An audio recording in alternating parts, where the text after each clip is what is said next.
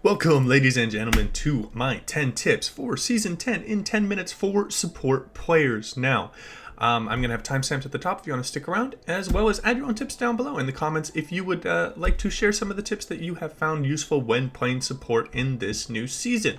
So, the first thing I want to cover is the Alcove, and this is going to be a great big change for the bot lane and how you're going to be able to, in particular, buy time for your allies to come when you are getting chased around. Say that the enemy is ganking you and they are looking to get a kill and close you out before any reinforcements come. Being able to dance back and forth in between here, particularly if you have a speed up like Zillion, can be extremely effective to buy out time and to also throw out skill shots from the Fog of War. If they do not have you warded here, is going to be a great way to buy even more time for your team, as well as if you and your ally both get caught pretty deep in the lane, retreating here and sacrificing your life can be a great way to do it, because it is going to separate the paths of you and your ADC. They're not going to be able to continue chasing your ADC right after they chase you. And that will wrap up tip number 1.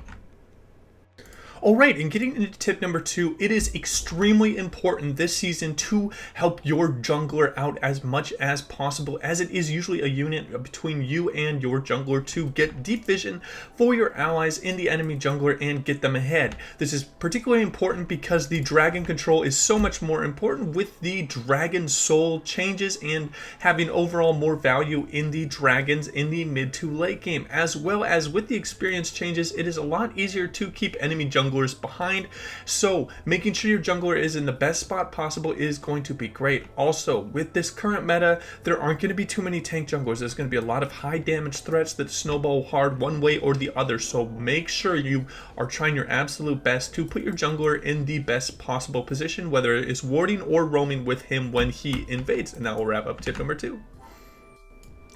Okay, and with tip number 3, I want to talk a little bit about the support item changes and how this affects your game. What it allows you to do is you have earlier access to your main item because there is no longer that gold sync to upgrade your support item. So you want to be focusing as much as possible as proccing this as consistently as you can to get that extra gold and to get that really early power spike where you are able to just start dominating in the early and mid game. Maybe it gives you a early GLP if you're playing something like a mage with Glacial Augment, or maybe a early Knight's Valor, an early Zeke's that can really turn the tables in the enemy fight. So make sure that you are maximizing your autos with the tribute, making sure you're executing on cooldown with the other ones, and really taking full advantage of your earlier power spikes on support, because you do not have as much access to late game gold as you used to with the older support item pickups. And that will wrap up tip number 3.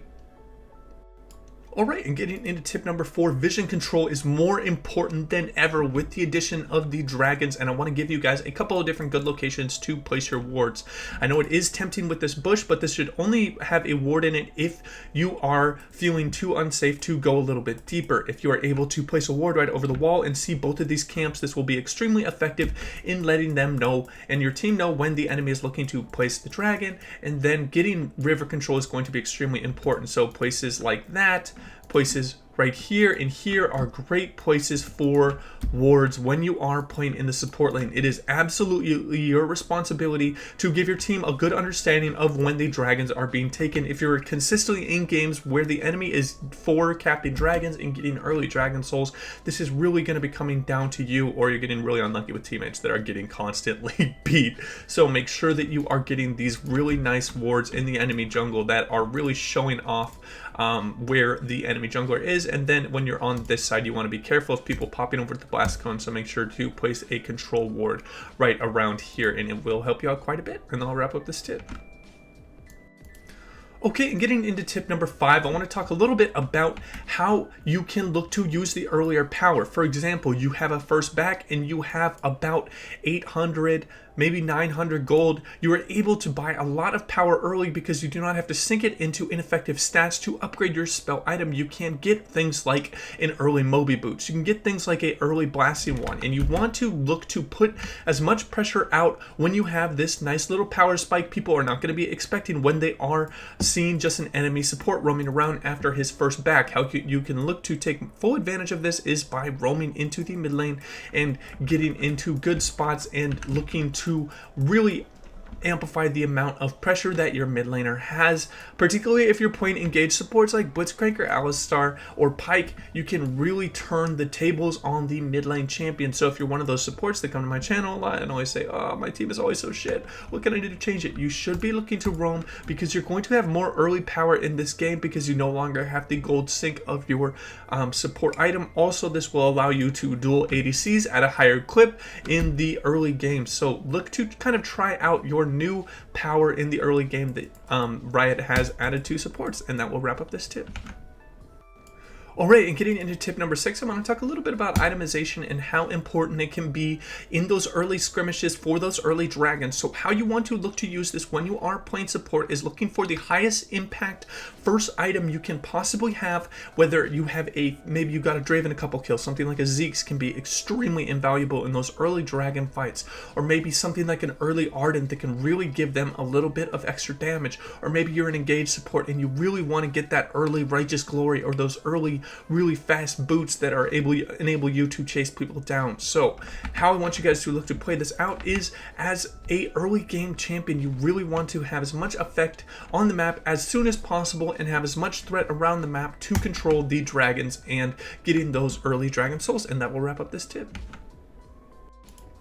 Alright, and getting into tip number 7, I want to talk about something that also the support items affect quite heavily, and that is your ability to pick different champions.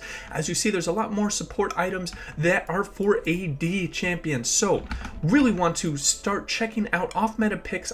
One of my favorite off-meta supports are things like Poppy. You have earlier access to items, so you are able to pull off different support picks. So start fooling around with different supports that you previously didn't, because you are able to have access to more resources currently in the early game. So if you have any questions about that, if you want maybe some ideas for some more off-meta supports, I have a bunch. I play Karthus Veigar, Poppy, sometimes even a Wowie in really niche situations. So make sure to explore the different new picks that the support items are allowing you to do in the support lane.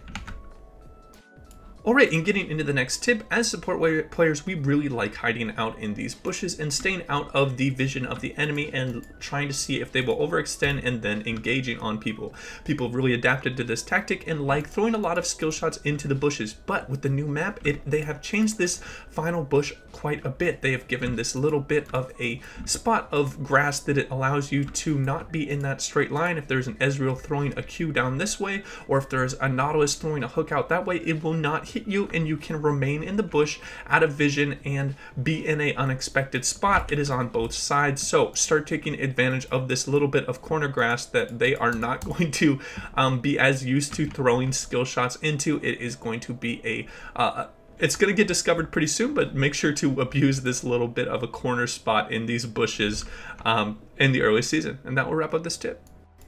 Alright, and getting into tip number 9, I want to talk a little bit about how you should be looking to pick supports. As you can see, my highest mastery supports are a lot of mage players. If I was showing Veigar and Brand, these would be up extremely high as well. So you want to find your type of champion that really works for you, and you want to look to possibly adjust your champion pool for the changes in the new season and your earlier access to regular items when you are playing support. So start picking up some supports that you might have not thought of before.